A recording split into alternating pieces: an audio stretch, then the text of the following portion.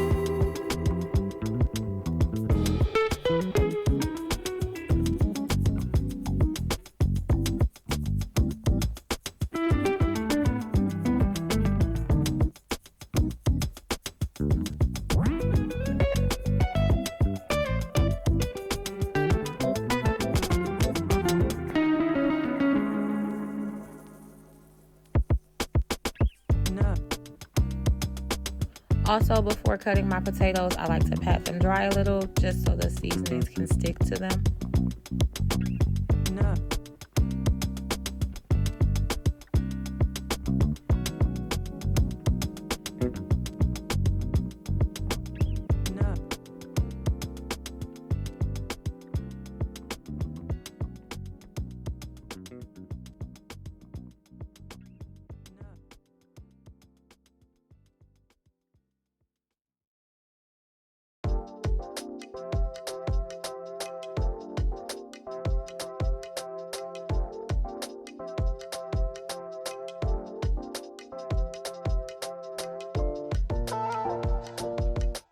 After cutting your potatoes, you're going to season them with whatever you like. If you want to use just salt and pepper, that's totally up to you. My 2 must-haves that go in everything I cook is garlic powder and onion powder. And I also added Creole seasoning, black pepper, and crushed red pepper flakes. Not too much if you don't like your food too spicy, but I do like my potatoes to have a little kick, so I put just a little bit. When it comes to seasonings, I don't really measure. I just coat whatever I'm seasoning. I will have measurements for everything else in the description box below if you need it. But as far as seasoning, just put a layer of each seasoning on whatever you're using it on.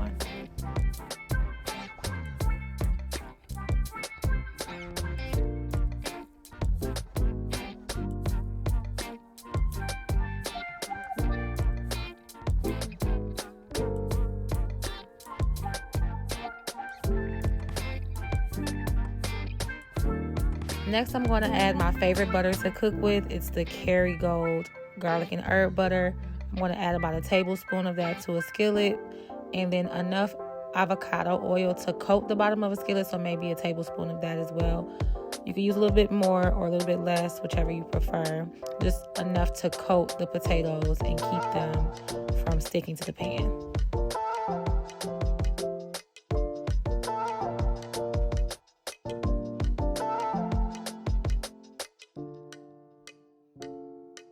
I heat the butter and oil mixture on medium-high, and once I see the mixture start to sizzle, I'll add my potatoes in, give them a nice stir, get everything coated, and then I'll turn the heat down to medium-low and then cover them and let them simmer and then just stir periodically until they get soft.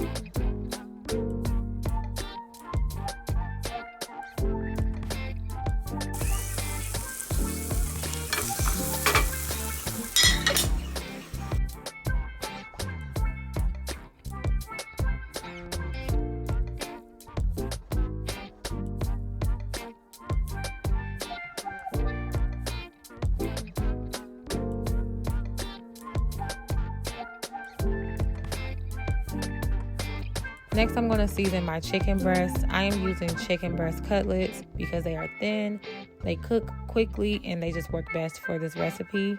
If you have whole chicken breasts, you can cut them lengthwise down the middle just to make yourself a cutlet instead of using that thick chicken breast.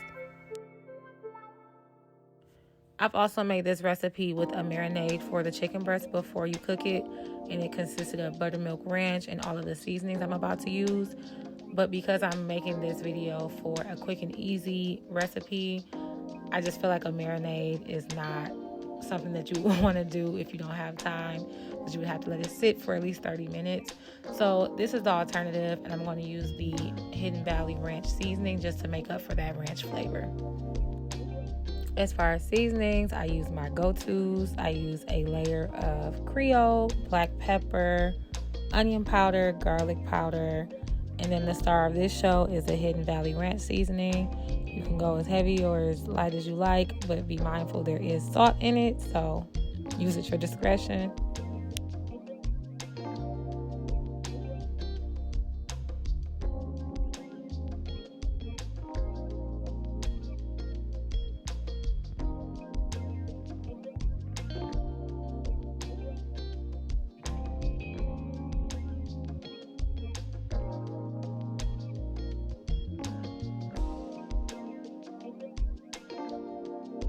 I'm going to cook my chicken breast in a skillet with a tablespoon of avocado oil and a tablespoon of the Kerrygold garlic and herb butter.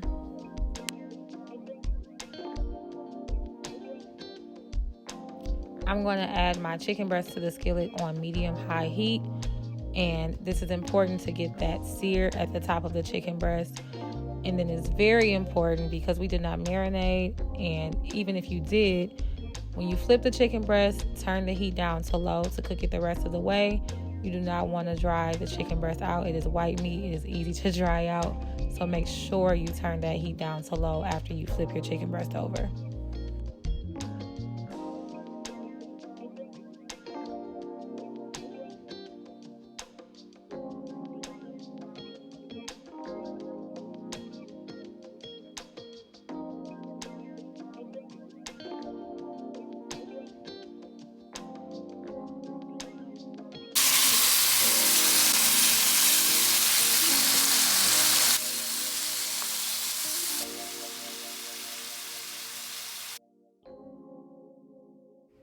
Next, we're going to make our toppings.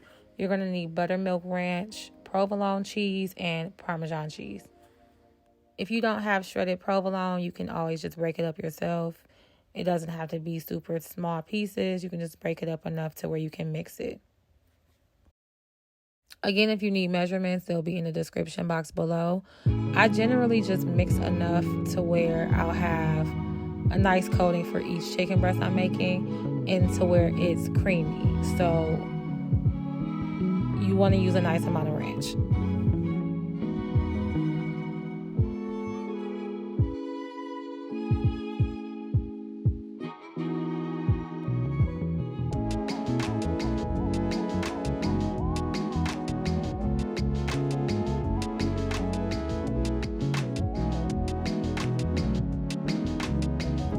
And the last part of the topping would be the breadcrumbs.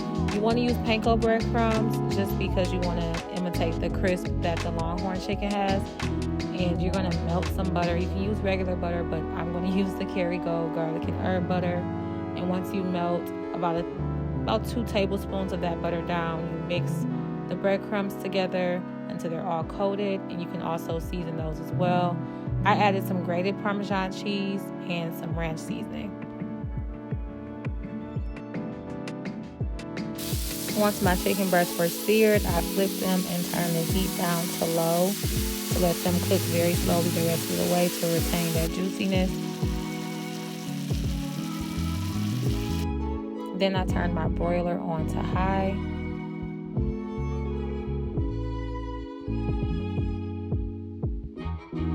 Then you're going to add the buttermilk ranch, provolone cheese, and Parmesan cheese mixture to the top of each chicken breast. And once you use all the mixture, you're going to add the panko breadcrumbs to the top.